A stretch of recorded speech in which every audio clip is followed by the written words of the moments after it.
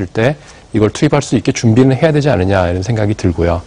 근데 이제 우리가 어디다 풀 것이냐 이게 굉장히 중요한 문제인데요. 또 얼마나 풀 것이냐. 네, 근데 이제 과거 같으면은 아까도 말씀드렸지만 뭐 농업에서 제조업 갈 때 이럴 때는 뭐 제조업 쪽으로 풀면 되는데 지금은 지식 서비스 산업 이쪽 이제 앞으로 성장 동력이 돼야 되기 때문에 이제 이쪽으로 이제 풀어야 되는데요. 이제 지식 서비스라는 거는 사실 굉장히 이제 제조업하고 다르거든요. 어떤 표준화된 뭐 이런 것들이 아니고 뭐 개개인의 아이디어에서 뭐 나오고 뭐 이런 것들이거든요. 그러면 사실은 굉장히 많은 이제 지원들이 필요합니다. 그러니까 굉장히 그 사람들 교육도 많이 시켜야 되고 또 사람들의 아이디어가 이제 어떤 그 기업 활동으로 연결되도록 뭐 벤처 캐피탈이라든가 여러 가지 뭐 사업 서비스업이라든가 굉장히 뭐 위험 관리라든가 이런 굉장히 다양한 이제 서비스업들이 거기서 이제 창출이 돼야 되는 거거든요. 그래서 정부가 앞으로 그 이제 돈을 풀 시기가 되면 이제 과거처럼 그냥 뭐 이렇게 토목 쪽으로만 풀지 말고 새로운 이런 뭐 교육이나 뭐 사람 인적 자본 투자 뭐 그리고 뭐 이런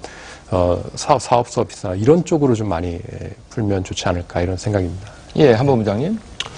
기본적으로 이제 지금 경기 상황이 어떻게 될 것이냐에 대한 판단을 해야 재정 정책을 쓸 것이냐 말 것이냐 또 뭐 통화 정책을 쓸 것이냐 말 것이냐 판단을 하게 될 텐데 지금 경기가 그렇게 빠른 속도로 급락을 하는 상황은 아니거든요. 그러니까 미래에 대한 불확실성이 확 커져가지고 뭐 마이너스 성장으로 간다 이런 상황은 아니고 조금씩 이제 내려가게 될 텐데 그게 보면은 뭐 한 적어도 내년까지는 이어질 거고 뭐 그보다 더 오래 갈 가능성도 굉장히 크죠.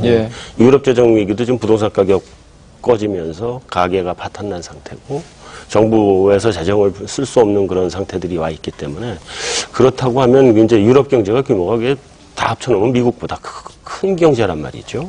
타격이 굉장히 길게 장기적으로 올 것이다 이런 생각을 해보면 긴급적으로 추경을 크게 편성할 필요는 없지 않느냐는 생각은 들고요.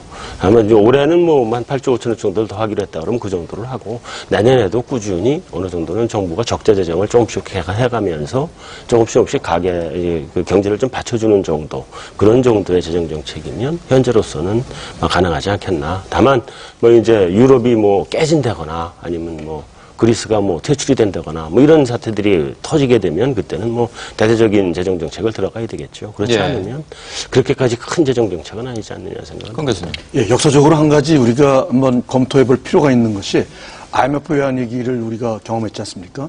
지금 남유럽 재정 위기가 사실은 한국에서 레슨을 배우라 이런 얘기를 지금 IMF도 계속 권고를 많이 하지 않습니까? 이제 한국 보면 97년 말에 이뤘던 IMF가 거의 2000년 말 정도 돼야 그 안에 사실 굉장히 크고 작은 등락이 많았지만 2000년 말 정도 돼야 어느 정도 IMF 외환 위기를 극복한 우리 경제 체질로 이렇게 변화가 되는데요.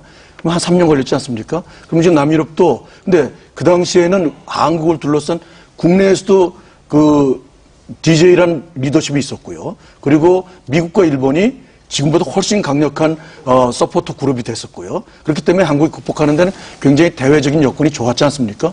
그런데 지금 보면 남유럽 보면은 저는 3년 이상 걸릴 것 같다는 생각이 드는 게 리더십도 없지 문제도 복잡하지 거기에 또 내각제 또 국가이기 때문에 굉장히 정치적으로도 어렵기 때문에 그렇기 때문에 저는 한국 경제를 낙관적으로 보지 말고 장기적으로 비관적으로 보면서 비관 속에서 낙관을 찾는 즉 구조교육이라고 아까 말씀하셨는 그 구조교육 측면에서 굉장히 우리가 포인트를 많이 줘야 되는데 구체적으로 기업 정책에 있어서는 불공정행위를 이 차제에 완전히 뿌리 뽑아야 된다.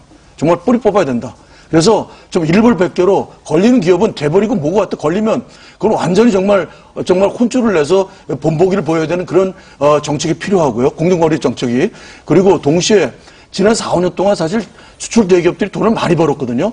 제조업은 제조업대로 서비스업은 서비스업 돈을 많이 벌었기 때문에 이 돈 버는 기업들이 새로운 동반 성장에 앞장을 서야 된다. 그런 시스템을 정부가 나서서 인프라를 만들어줘야 될 것 같아요. 저희가 어렸을 때 자랄 때는 다방이라는 게 있었습니다. 아침에 가면 모닝커피 주고 사람 매도 없고 하루 종일 잡담이라는 건 다방이 있었는데 요새 그 다방이라는 게 없어졌습니다. 커피숍이라 그래가지고 100m마다 정말 인테리어 잘 해놓고 사람들 많습니다. 거기서 공부도 할 수 있고 대화도 할 수 있고 장사 잘 됩니다. 그게 전부 대기업 주도의 브랜드형 프랜차이즈 커피숍이거든요. 이거 가능하거든요. 자영업 구조 중에서는 적극적으로 제가 보기에는 대기업의 협력을 우리 받아가지고 시장 친화적으로 중소 자영업자들이 정리할 걸 정리하면서 살아날 수 있다고 보거든요. 이런 모델을